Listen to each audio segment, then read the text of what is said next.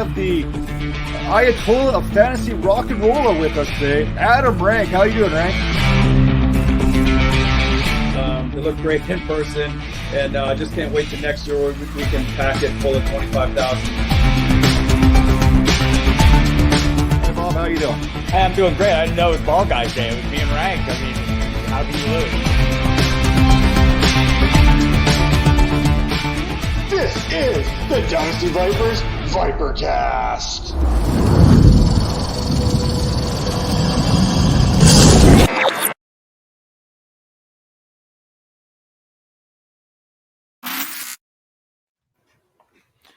Well, hello there, and welcome to Behind the Grind, presented by the Fantasy Points Media Group. And on today's show, joining me as always, Major Caldwell's in the house. But hey, we're not here to talk about Major. We are here to talk about our guest. And on this week's show, we welcome arguably the most underfollowed juggernaut in the fantasy verse when it comes to Devy and Dynasty formats, as well as fantasy analysis of high school prospects. There is no one better than Fantasy Points' very own Wes Huber. Thanks for joining us today, Wes. Yeah, my pleasure, guys. It's it's always an honor, and we met up at the expo, and I was impressed, man. Tossing your football IQ around. There may be a expo related question a little bit later as we go behind the grind. So let's kick this off right off the get-go, because this is how we bring it each and every week on the Behind the Grind. We need to know, what would that intro music be for Wes Huber if he was coming down to the ring or coming into the ninth inning to close out a ball game? What is that music that kind of introduce you to the people? Well, if I'm coming out onto the field to close the ninth, I mean, I'm gonna have to pull out some Eminem. I mean, he gets a bad rap for his newer stuff, but I like it, man. I like hip hop, and but as long as it's not country, I'm happy, to be honest. So I'll even dabble in some classical music when I'm working, So I just enjoy good music as long as it doesn't have a nasally twang to it. Hey, we got the same taste, man. That the country, because of that, the part you said, the nasally twang, that's the part that leave the makes twang my out of ears this, hurt. okay? Leave the twang out of this. It doesn't. The frequency doesn't work with my ears for some reason. Like I get what they're saying, but it's that I don't like it. No, I'm bringing my guitar and my cowboy hat down Please to Canton don't. here. You Please just watch don't. it now. Please hey, don't. there are a few country songs. They're okay, but they don't have that twang. But I'm just like, in general, I'll just leave it out. No, I don't want it. So Eminem, you doing like a little like Lose Yourself or My Name Is, or what are you going with? Anything off of the Eminem Show album. I love that album. I think it's one of the greatest all time. Lose Yourself, it's a little overplayed, but don't take me wrong. It's that's kind of stuff that gets you going no matter what. But yeah, I'm not going to go as mainstream as that. Something off the Eminem Show, or even the newer stuff. It's all good to me. I'll say I celebrate his entire catalog. Right. Well, I mean, it makes a lot of sense. My name is what? My name is who? My name is Wes Huber. Something like that. Gosh, We'll man, go. Hey, you gotta give it to me. Now we've got that intro music. Don't embarrass us in front of Wes like that. Do not do that. I have no problem embarrassing myself anywhere, Major. You should know this by now. But now we want to make you embarrass Wes. Man. Wes, can we when you have embarrass you 8 just a little kids, bit? you're just used to embarrassing. The dad yourself. jokes just keep rolling off. Huh? 97 foster kids. I mean, come on, man. You just embrace it all. But hey, what's that one guilty pleasure? Not to embarrass you or anything, but we want to embarrass you a little bit. What's that one guilty pleasure song? Is there like something on there? Maybe some Nicki Minaj or whatever? Is there something in there that we don't expect? He looked more like a Britney Spears guy. Yeah, no. My wife, she I think she follows Britney Spears on Instagram or something. She's always telling me what that chick's up to. Like, I could care, but I honestly, I like girl music too. Like, not girly music, but like Rihanna. I think Rihanna, man, and she's so hot, man. She's so hot. So I just like to hear that girl sing. And there's there's others too. Adele. Adele's got some really beautiful music, man. And some of her vocals are just ridiculous. Like I'm just in awe of what some of these men or women can do with their vocal cords. It just, but so like Adele, and then whoever that one chick was on A Star Is Born, that crazy weird chick earlier in her career. Now she's more classy. I forget her name, but Lady yeah, Gaga. what's that? Is it Lady Gaga? Lady Gaga, exactly. Yeah, Like yeah. her early music, man, it was just, oh man, just get that. Don't know, but her newer stuff it's got. So it's embarrassing, but it's she's a beautiful woman. She knows how to sing. So yeah, bring it, man. It sounds good. Yeah, Gotcha. me and Lady Gaga, we have a lot in common. We're both beautiful. We can both sing. Mm, I think you got her beat on the handlebar. yeah, Wes, let's get this thing back on track because we're getting derailed a little bit by Matt's beauty, I guess. So, so as a kid, did you play any sports? And if you did, how do you think that developed you as a person?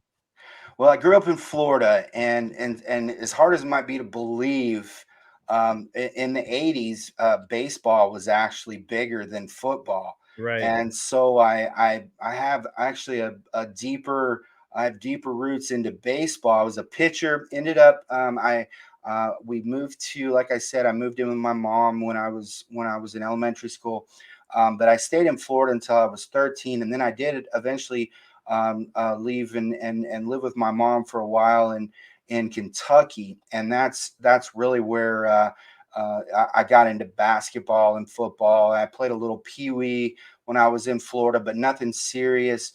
I did end up playing baseball and basketball through high school. I tore my UCL, my arm, so I got two young boys, and I'm coaching them. They're both quarterbacks, and I'm coaching them the best I can. And man, I'm telling you, my arm aches so bad just throwing the football with them, because I never had surgery on it. I mean, I wasn't a special talent or anything.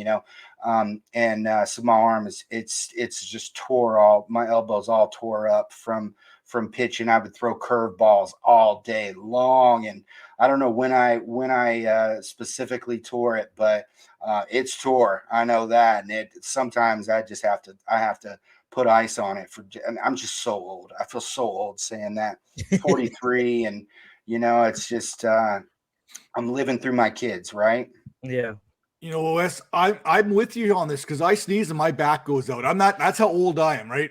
We've all been there. You throw that sneeze, you're back, you're done. I mean, we're all at that age. But I don't want to mean to predate you here, but a lot of your earlier work provided data directly to 32 NFL teams, 85 NCAA FBS schools, NBC, Fox, CBS, ESPN, the NFL Network. Now, when you look back on that, what is that sense of pride for you, knowing that your work went out to all this networks, clubs, schools? What's that feeling like? Well, yeah, I put in 6 years full time for them, salary pay, but there was longer than that. It was closer to 8 years at PFF. Yeah, when you include my part time work for them, and I gave them everything I had, 100%. It was. It's something that I from the day I started working for them. What it took to stay at the top at PFF was at least 80 hours a week, and I haven't been able to shake it. It's like a virus, and I still do it working for Fantasy Points. And my bosses, I have 6 of them, by the way, and they all hate it. They hate that I work myself into the ground, and I'm like, it's like a virus. I can't get rid of it. And I end up working. I'm working the same amount of hours now, and they're all like begging me to take, vacation. But yeah, I mean, as far as like a pride, um, it was just hard work. It wasn't like I went into PFF. And I was better than anybody else. I wasn't, and I'm not better than anybody else now. It's hard work. It's only hard work. It's the only way to get anywhere in this life. Because when I was at PFF, I had 300 guys that were just clawing at my eyeballs, trying to take my spot every single day. And and when I left that company, I was the director of special teams analysis, and I had seniority up there with everybody except for maybe 15 other guys. That's a big company now. And so I guess the pride that I take away from it is that I was able to stay at the top for that entire period of time, and I was able to learn from some of the best that they ever brought through there. We're talking guys that are coaching in the NFL right now, and that's a big deal, and I learned quite a bit from them. And it didn't pay. It's not a situation where I'm going to go out and try to coach a college team or anything. But what I want to do is I want to marry what I learned as an analyst and everything that those coaches taught me, and I want to marry that with fantasy. That's always been my dream, is to bring the fantasy populace closer to what an NFL team looks at on tape and what they're trying to evaluate. And that's always been something that I've tried to model my career after. Well, one of those other guys that was over at PFF happens to be another one of those guys at Fantasy Points. I think Scott came over from the PFF kind of background at one point. What was that transition like from PFF to Fantasy Points, who happened to be presenting this show? It was actually pretty seamless. It was a lot easier, especially when I was part-time, when I was basically working as a contractor for Fantasy Points that first year. It was a cakewalk, and I hated it. It was just a couple articles a week, and no, I wasn't getting paid for my full time. So I was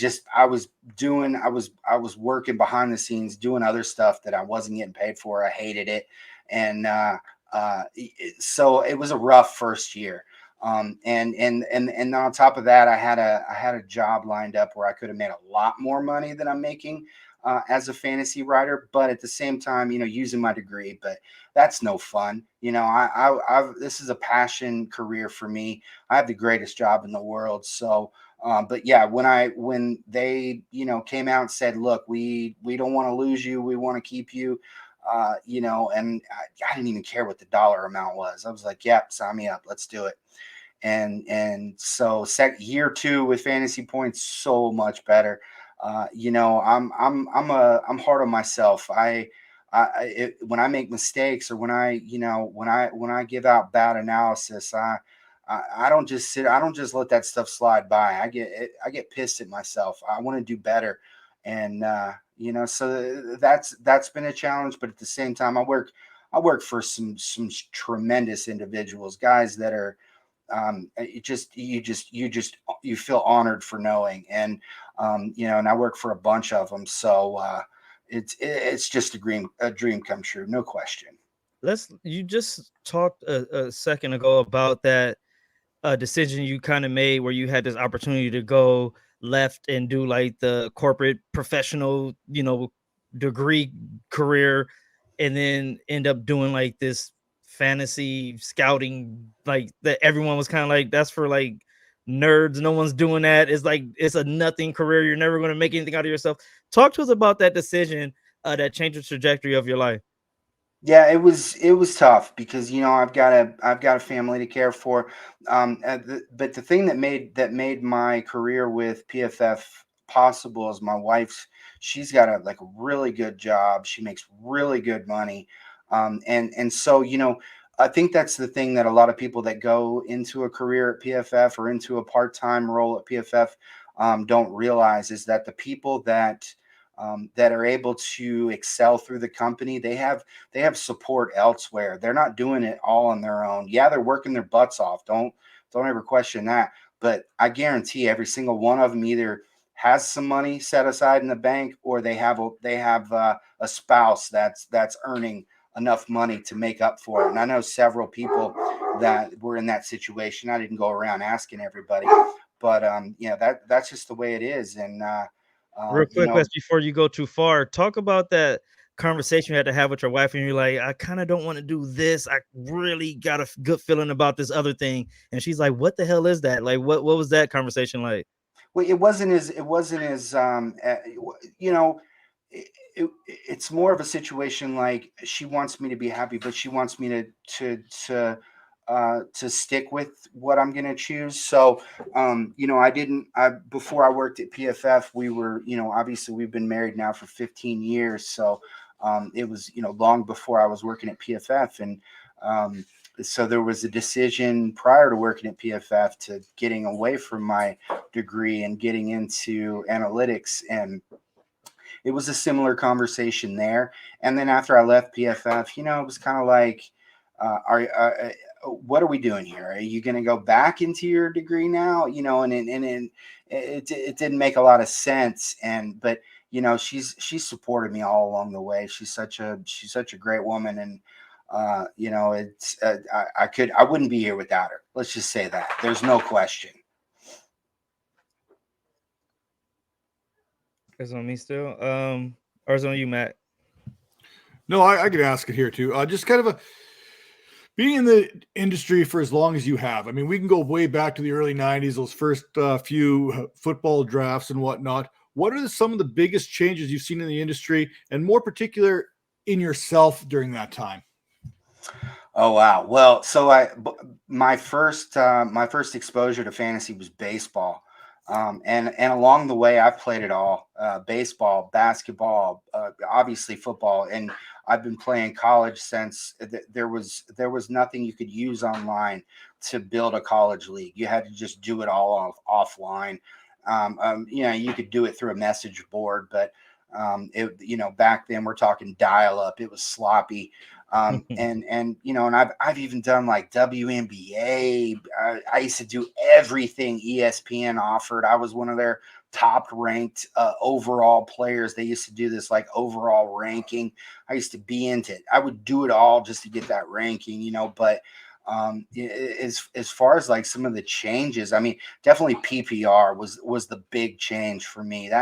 That's when football really took off for me. I didn't mean I wasn't into it, but I started shifting away from baseball and into fantasy football when PPR went crazy. And then it started out with keepers. You'd keep one player, you keep two, but then when it started getting to where we're talking, you're keeping your entire roster or half your roster, that's where I was like, yeah, that's where you can use your brain to beat people instead of using beat writers and, information that you got from here and there. We're talking, you got to scout for your entire roster. That's where it's at. And that's where my passion is. I like fantasy football, and I like to draft teams and draft it for their careers and beyond. And that was the biggest one for me. But obviously, another big shift was just getting away from filling out magazines to send in lineups, just going to the internet. That was a great change for me. Oh, I love that so much. Just from our previous conversations with guys like Bob Harris and Paul Charchian, going through the newsletters, doing the fax machine. I love hearing about the old making a phone call to change your lineup. Those are the days, right? When fantasy was fantasy. I don't think people quite realize what the challenge was back then just to fill out a fantasy football roster. How the waiver wire worked was literally a phone call to the commissioner way back when, just to try and get that guy for you. But speaking of being that guy, you've been that guy for a while, especially in season, out of season. What does a typical in season versus off season look like for you? Is there an off season? I'm busier from the time when the regular season ends. I'm busier from then until the NFL draft than I am during the season. Because I'm trying to get as much draft information together. And I'm not just writing up scouting reports. If I was just writing out scouting notes, I could get you guys notes on every player in college football that's declared and that's in the draft. But I'm also taking those notes and I'm trying to write them up into articles that you can actually read through and digest. And And there's a lot more to that than, if I was just writing up simple notes, which would just be very sloppy, but you might be able to get the point. I don't know, but it doesn't mean I'm not busy during the season. No, like I said, it's a virus. On a down week, I'm working 65, 70 hours. So there's a little bit of breathing room after the draft, though. I have a few things I'm trying to finish up, but it looks like I'm going to be able to take a little vacation on Wednesday. I'm going to take a week, and then I'm probably going to hold off and wait to take the rest of my downtime. My kid's getting out of school, and we're gonna go through some training and stuff, and just trying to help him. He's 13, so I'm trying to help him build his athleticism and stuff. So I'm gonna help him out there, and hey, I can use the exercise myself. Well, I think those people, when you talk about your in-season stuff being your downtime, you have something over at Fantasy Points right now, which I find is very unique. So I do primetime previews for all the primetime games throughout the season, a video on the Vipers Network here on the YouTube channel, 2 hours, 3 hours plus research for a 10, 15-minute video. You have those game hubs, and you do basically every single game of every single week. I mean, it is absolutely insane the work that you put into these, and these are some of the best articles I look forward to each and every week. After I do my video, I go on, I wait for Fantasy Points to drop the newest game hub just to kind of compare my notes to see where I'm at in comparison, see if we're seeing it similar. And I mean, I gotta say, there's so much work that goes into that each and every week. So Wes, I don't know where you find the time to do it, man. Well, they paint well. We're going to see a little change in the formula this coming year because I'm going to have my time spread out to different things. We're adding the college football content this year, so I'm so excited about that because before I ever got into writing NFL back in the day, early PFF days, I headlined their college football fantasy product. And that's all I had pretty much did. I had never done an NFL fantasy. I had never done NFL fantasy writing and such until I got to Fantasy Points, but I always wanted to, of course. But I'm just excited to get back into the roots of college football fantasy. So we'll have that as well. And I'm also going to be doing a few live streams and podcasts each week. So I'm not going to be putting in the crazy amount. I would write up the advanced matchups over probably 36 straight hours. I wouldn't even sleep. I would just keep writing until it was done. I had every matchup covered, but it just took too much out of me each week. So of course, advanced matchups is here to stay. It's not going anywhere. I'm just not going to write up as many players on each matchup, but at the same time, I'm gonna be providing different sources of the on Monday and Tuesday. I'm going to be doing a live stream on Monday, but Monday and Tuesdays I usually are devoted entirely to data collection. So that just gives you an idea. I mean, I've got to collect all the data before I can write about it. Yeah, I mean, I can't even imagine the work that goes into, like I said, when I do those little primetime previews, there's a lot to go on, and I just kind of highlight the top players that you need to be paying attention to back and forth a little bit. I mean, kudos on all that. Now, Major, we're over to you here.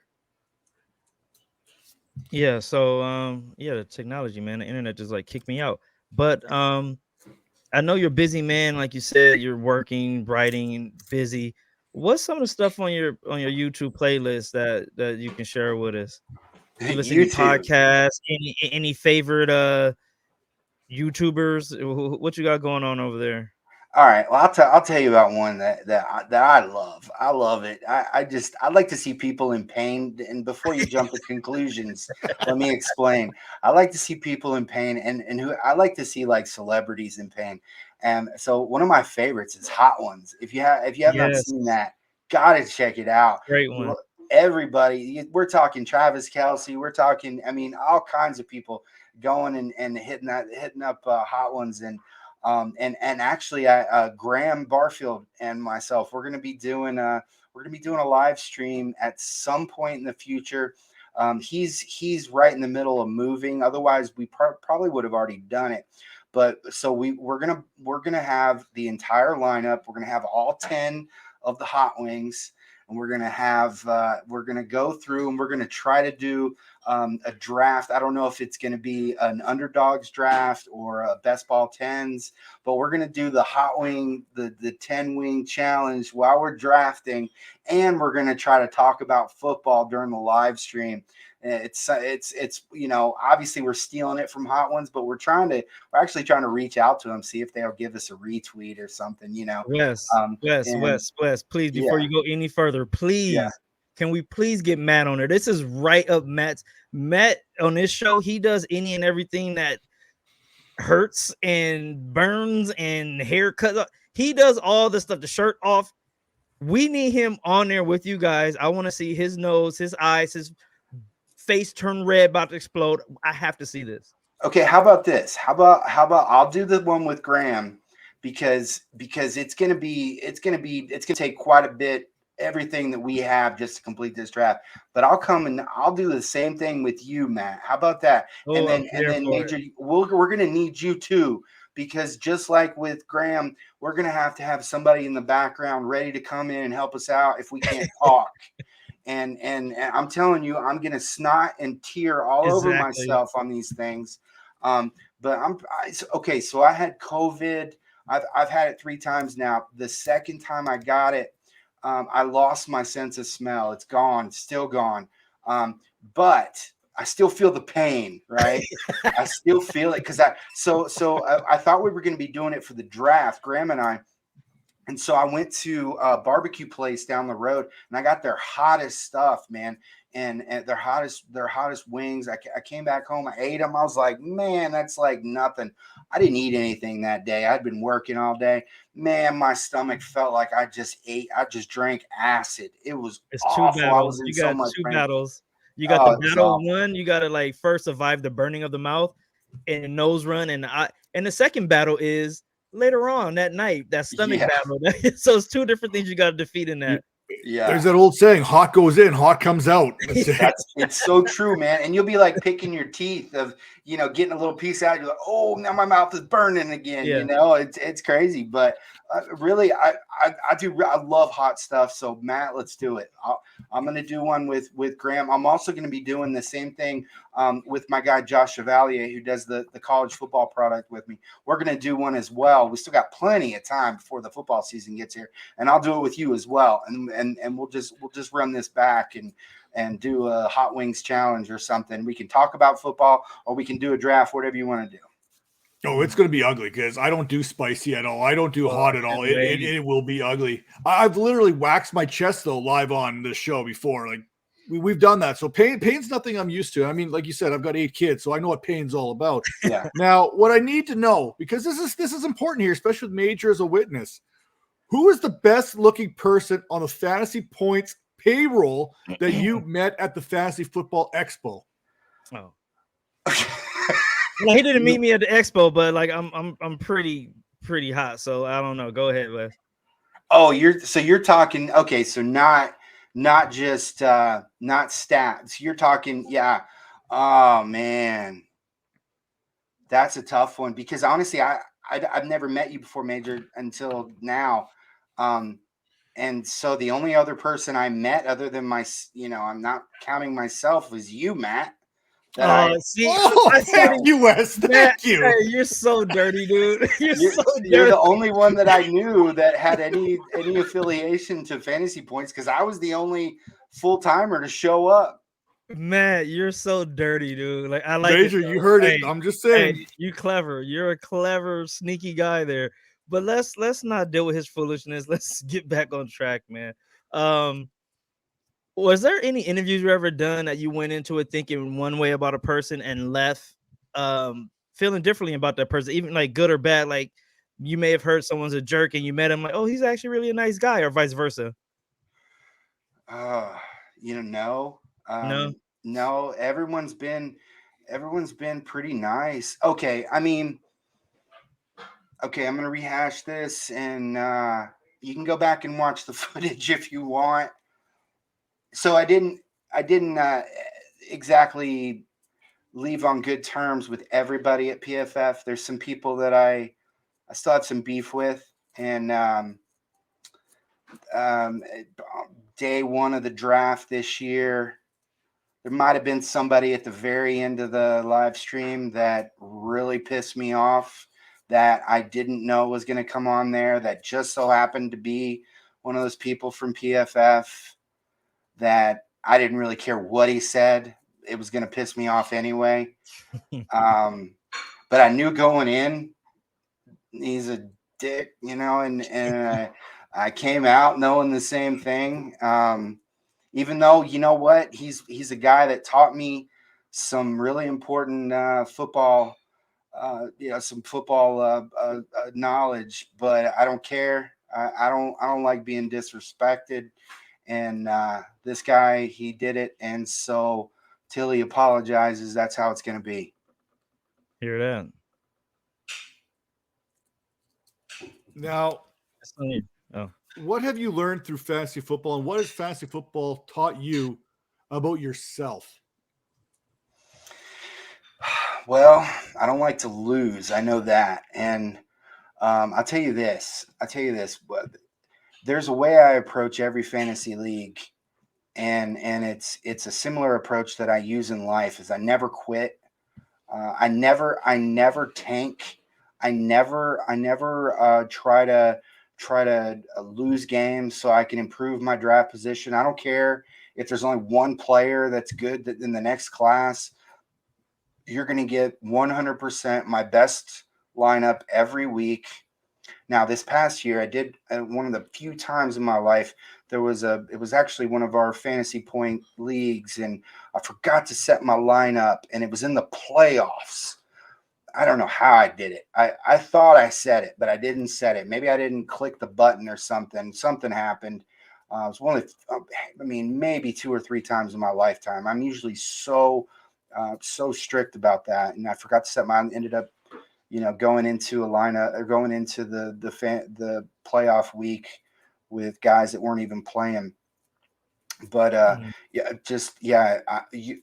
when I'm in your league, you're getting my best every week. There's no excuses. You're gonna, and I wasn't making excuses for that loss. That guy, he came away feeling like he beat me because I didn't say anything about, not setting my lineup. But I never tank. I never try to manipulate draft position. It's something that I follow in life as well. Something I teach my kids is we don't quit. We don't get psyched out. When stuff is tough, when times are difficult, that's when you got to put your best foot forward. That's when you need to overcome, transcend, excel. Well, speaking of those rookie drafts, those rookie positioning, 200 plus rookie profiles, courtesy of NFL Films, Greg Cassell, strengths, weaknesses, NFL transitions there, rookie rankings, prospects from the 2023 class, Devy rankings. You can find this all where? At fantasypoints.com with their draft prospect guide, which, Wes, you were a major part of this year. Again, $25, all you need when it comes to the whole rookie class. Now, I mentioned that because some of those names in there are the Joe Dolans, Graham Barfields, Scott Barrett here, John Hansen, Greg Cassell. Now, we know relationships are important in this industry. Who are some of those people that you respect that have helped you along the way? Well, first name has got to be Mike Clay. There was when I first started at PFF, I'm like I said, I'm not trying to make myself sound like a somebody, because it's almost you've got to be a fantasy Hall of Famer before people really even know who you are in this industry. But even before that, before I was even anybody knew who I was at PFF, I had an opportunity with Mike Clay. He said, I need somebody to. I reached out to him. He said, I need somebody to write up my college product, somebody to just take it and run. And so I wrote him up some examples, and he just loved it. And he was one of my biggest supporters. And so I got a shout out to him. And then he might be one of the most evil people that I've ever met, and that I dislike with just a terrible feeling inside me. That's probably that's definitely very unhealthy. But Jeff Ratcliffe, in your roundabout way, you helped me along the way. And then, Scott Barrett, we worked at PFF. He was on the fantasy side. He wasn't doing the scouting analytics stuff, but we became friends. We chatted all the time on Twitter, and then when it just life brought us down the road, and he left PFF one year. The next year I left, and next thing I know, I'm like, reaching out to him, and I end up writing for him, and then here we are. So definitely Scott Barrett, and then John Hanson. Scott, he can only do so much. John Hanson, he's the real head honcho here at Fantasy Points, and he believes in my work, and he's a great guy. He really is. He's got a very unique personality, but when you get past just the outer personality shell that he has, he's really a nice guy, really genuine, really a sweet guy that means very well, and such a great guy to work for. So I mean, those are the four guys I would say that I appreciate the most, even though only three of them that I can say that I have any type of love for, right? Yeah. So one last piece of advice for those of us trying to make it in the fantasy football industry, and then also your best piece of advice for like a parenting advice. Parenting advice.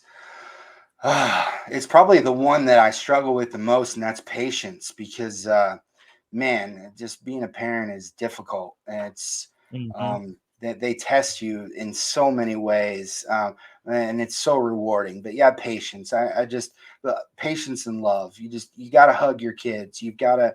They need to know that you love them, and that you're there for them, no matter if you're mad at them or disappointed. That you're 100%. Their biggest fan in life, and that you'll be there for them. To the end. My last breath, I'll love my kids. Just they're my prized possessions in this world. But as far as like fantasy goes, yeah, if depending on the format, you definitely, if you're going against sharps, you've got to do the work. You can't go against sharps and cut corners. So don't even try. Save your money. Find a different league. If you're playing against your home buddies and they're right around your difficulty level, definitely try to find an advantage. You've got to have an edge. You've got to have an edge. You can't just rely on luck. You've got to do something to get a leg up on everyone else. And for me, it was always I would always avoid the rankings from around the industry, and I would do my own. But then again, it was a situation where I always spent a lot more time looking at watching football and stuff. It was just always something that I always thought was important. So that was my advantage. But there's other advantages that you can have. You can go into the entire process without watching a single snap of football, and you might be able to find that edge just through analytics. There is an edge out there that you can find that you're good at, that can help you overcome your comp. That's great advice. And now we've kind of come to the conclusion of today's show. Wes, thanks again for coming on here, talking a little bit about your story, getting a little bit of a better understanding of the analysts behind Fantasy Points and all those great Devi and those great articles over there. I mean, your work really speaks for itself. If you're watching this or listening to this right now, make sure to head over to fantasypoints.com. You'll be able to catch all Wes's work over there. I mean, it is Wes, you are criminally underfollowed. I know you don't do it for that admiration and all this kind of stuff out there, but I mean, more people need to know who you are out there. I mean, more people need to be following because you are putting out some of the best work in the industry today, bar none. So again, thank you for your time, and thank you for putting those articles out there, because I look forward to reading that work each and every week. And every time a new article pops up, I make sure to catch it there, and it helps me with my process as well.